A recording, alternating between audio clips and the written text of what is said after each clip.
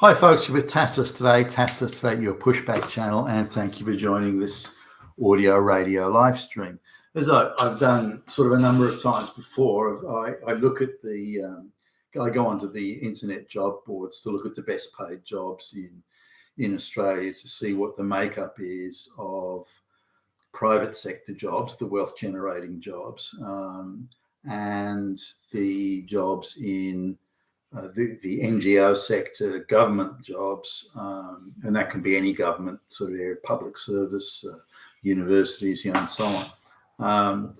And also quangos and companies that are supposedly private, but really they're just pure monopolies, and they exist in a very protected environment where anybody could make a decent profit given they've got a fucking monopoly. But so having a look at those, just going through the list now, just shy of 80% of the jobs are, and I just did a little list here, 80% of the jobs are in the non-private sector. So a very small proportion really are in the private sector now. This is, of course, as I've mentioned in previous videos, the reverse of how it used to be. In the best paid jobs, you wouldn't find any NGO or government. 25, 30 years ago, there wouldn't be a single government job in the fucking best paid. But it shows, I guess it shows two things, that it really, people are now being paid, the best paid jobs are for globalist enablement. If you're enabling globalization, you're well paid.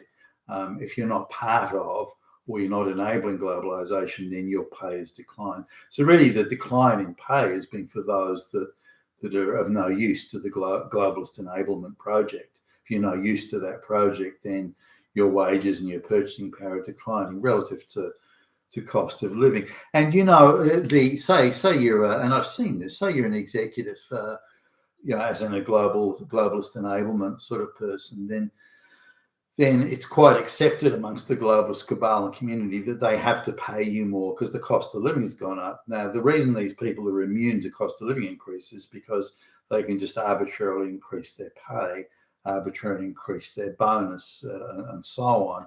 So, it's a case of and not long ago, I was talking to an executive, not a huge sort of organisation, but he was arranging for his pay to be increased substantially or to get a very large bonus, and they were just rejigging the KPIs to make sure that his bonus was big. So if his bonus was originally on, say, profitability, but profitability wasn't going up, then screw that, we'll change the KPI.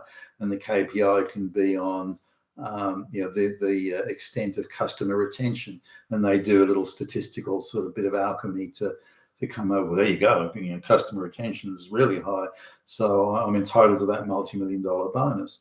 And I was sitting down talking to him, and he was sort of saying, "Well, Billy Bob, don't you understand that the cost of living is gone up a lot? I want to buy that investment property, and I want to completely refurb it, and my wife wants a new swimming pool, and my wife wants to go away on that holiday to vacation to so-and-so, but she wants to travel 6-star first class. I need money to do all that.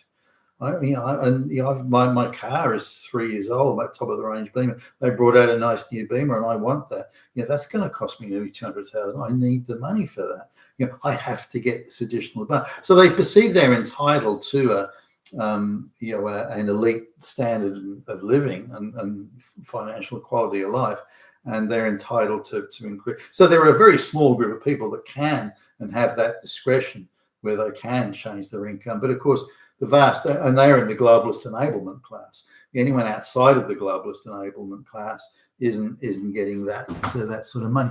So here's this gives you an idea of the insanity of it. And that, remember, these are the best paid jobs in the fucking country. So an advisor on domestic family violence, which must focus on the evil fascist Nazi straight white male Christians, who are, of course, the problem. We all know. All the propaganda says it's those fucking straight white males. So, and it's a woman-only job. an advisor on domestic. This is advising government supposedly through a think tank.